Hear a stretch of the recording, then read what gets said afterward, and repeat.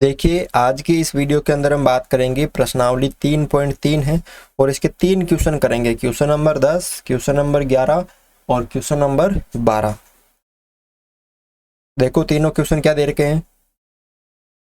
तो सबसे पहले क्वेश्चन नंबर 10, बताइए कि कैसे ये आकृति एक समलंब है। जो आपको आकृति दिख रही है, कैसे ये समलंब है, इसकी कौन सी दो भुजाएं समांतर हैं।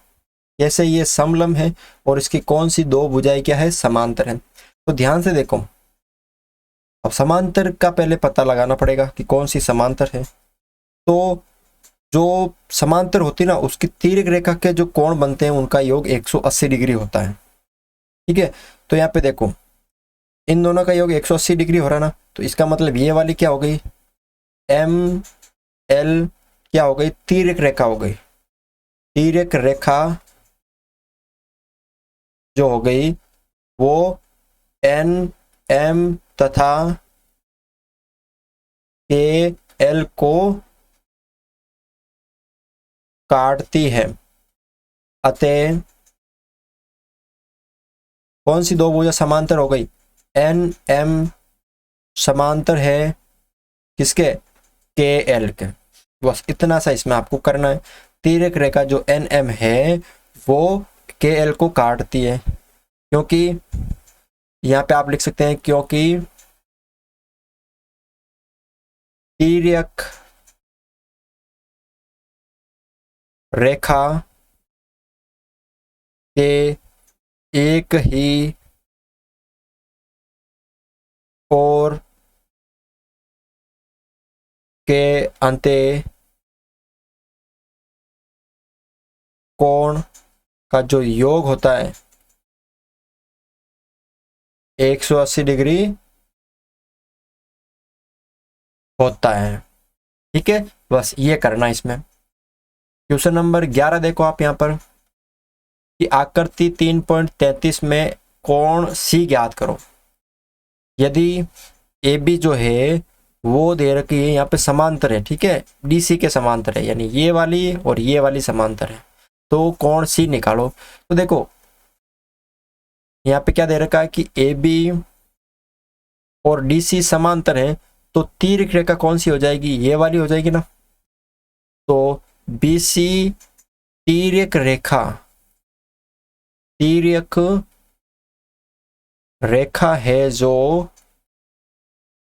ए बी व डी सी को काटती है। तो यहां पर कोण सी प्लस 120, इन दोनों का योग कितना होगा, 180 डिग्री, क्योंकि तिर्यक रेखा के एक ही ओर बनने वाले कोणों का योग 180 डिग्री है। तो यहाँ पे लिख सकते हो आप कि तिर्यक रेखा के एक ही ओर बनने वाले कोणों का मान या योग लिख सकते हैं आप यहाँ पे, कोणों का योग 180 डिग्री होता है। ठीक है, तिर्यक रेखा के एक ही ओर बनने वाले, तो कोण सी बराबर कितना हो जाएगा, 180 इधर है और 120 इधर चले जाएंगे, तो आ जाएंगे कोण सी बराबर 60 डिग्री। कोण सी का मान कितना आ गया यहाँ पे, 60 डिग्री आ गया। बिल्कुल इजी क्वेश्चन है, आराम से इसको आप कर सकते हो। अंतिम क्वेश्चन देखो कि आकृति 3.34 में कोण P तथा कोण S के माप ज्ञात कीजिए।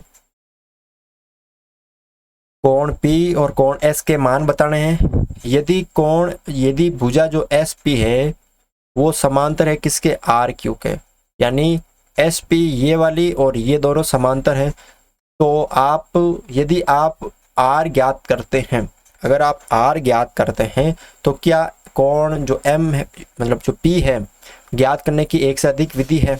तो देख लेते हैं यहाँ पे। सबसे पहले ये दोनों समांतर है, तो इसका मतलब ये दोनों समांतर है, तो ये क्या हो गई, इसकी तिर्यक रेखा हो गई, ये वाली क्या हो गई, तिर्यक रेखा हो गई। क्या हो गई? ये तिर्यक रेखा हो गई। तो कोण P प्लस 130 बराबर 180 डिग्री होगा। तो कारण लिख लीजिए कि तिर्यक रेखा के एक ही और बनने वाले कोण है। तो कोण P कितना हो जाएगा? 180 में से 130 माइनस कर देंगे तो कोण P बराबर 50 डिग्री। कोण P का मान कितना आ गया? यहाँ पे 50 डिग्री आ गया। ठीक है, उसके बाद देखो ये 50 हो गया और कौन सा निकालना? कोण S निकालना। तो यहाँ पे ये इस तरह का दे रखा, तो ये किसका हो गया? 90 डिग्री हो गया। तो इन दोनों का योग भी तो कितना होगा? इन दोनों का योग भी तो 180 होगा। ये भी एक तिर्यक रेखा है। तो कोण S बराबर मतलब कोण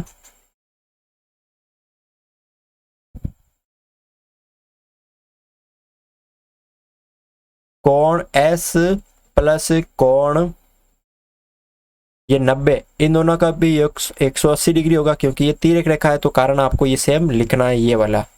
ठीक है, और तो कोण S बराबर कितना हो जाएगा? 180 माइनस 90, तो कोण S बराबर 90 डिग्री हो जाएगा। अब आपसे आगे क्या पूछा है वो देखना है। ये पूछा गया है कि यदि आप R ज्ञात करते हैं, कौन सा? ये वाला R। तो यहाँ पे थोड़ा सा इरेज कर देते हैं। अगर आप यहाँ पे R ज्ञात करते तो क्या P को ज्ञात करने की एक से अधिक विधि है? अगर R ज्ञात कर देते हैं तो P को ज्ञात करने की एक से अधिक विधि है। तो हाँ, एक से अधिक विधि है ना। क्यों? क्योंकि R हम यहाँ पे निकाल लेते हैं, जैसे यहाँ पे 90 है, तो इसी तरह हम S भी निकाल लेते हैं। तो ये हम चतुर्भुज के चारों अंत्य कोणों से निकाल सकते हैं ना, कि चतुर्भुज के चारों अंत्य कोणों का जो मान होता है वो 180 डिग्री होता है। ठीक है ना, तो निकाल सकते हैं। बस ये क्वेश्चन था। अगर आपको वीडियो अच्छा लगा तो इस वीडियो को लाइक जरूर करें। चैनल पर नए हो तो चैनल को सब्सक्राइब जरूर करें।